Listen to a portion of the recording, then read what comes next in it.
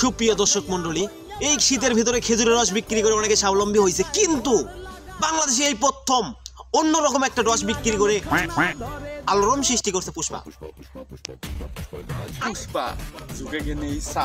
আচ্ছা, সবাই তো খেজুরের রস বিক্রি করে, কিন্তু আপনি তো চন্দন কাঠের রস বের করা শুরু করেছেন, এটা কেন? কারণ হচ্ছে চন্দনের গাছ আগে নিয়ে যেতাম, এখন পুলিশ নিয়ে যেতে সমস্যা করে, यही नहीं अभी और सुनिए। সে কারণে চন্দনের রস বিক্রি করি। আর এই রসের অনেক উপকারিতা, এক খালে মানুষের হাগা বন্ধ হয়ে যায়।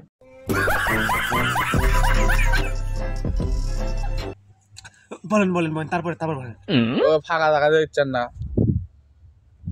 ওই জায়গা থেকে ড্রোনটা পাশে বুঝছেন, সেদিনকে 14টা হেলিকপ্টার 15টা BMW নিয়ে আসছে, মানে নাকি পাতলা পায়খানা আছে, এক বোতল খায় হাগা বন্ধ হয়ে গেছে। ফোন দিয়েছিল আজকে আমার কাছে, বস এই মুকেশ আম্বানি ফোন করলো, ওর বলে হাগা বলে ডাইরেক্ট হয়ে গেছে, পাতলা পায়খানা হচ্ছে, এই আমাকে রস খাবি, ওর জন্য এক বোতল রেডি কর আর হাগাকে বন্ধ করে দাও।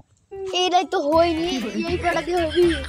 বাগানের মধ্যে অনেকগুলো গাছ আছে, চন্দন কাঠ সব একবারে ওয়াশ দিয়ে ভরপুর, কাঠ তো আর বেচা হচ্ছে না, পুলিশ খালি ধরে। হাগা বলে একবার ডাইরেক্ট হয়ে গেছে বুঝছেন, আর হাগা রস খায় নাকি তাহলে একবারে অফ হয়ে যাবে।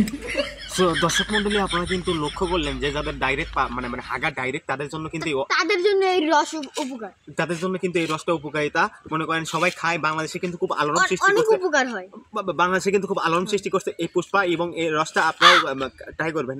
ভাই ভাই আপনিও খাবেন একবার, আমি কেমন তো বলেন?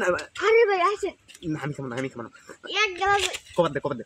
তো দেখেছেন পুষ্পা কিন্তু অনেক অনেক ভালো রস। দূর মাইক ভাই আসেন তো, এক বোতল আমি খাবো না, এক বোতল খাবেন, না, আমি এই রস খাওয়া যাবে না তো আমার। এক বোতল খাবেন না, ক্লিয়ার হয়ে যাবে। আমি রস খাবো না ভাই।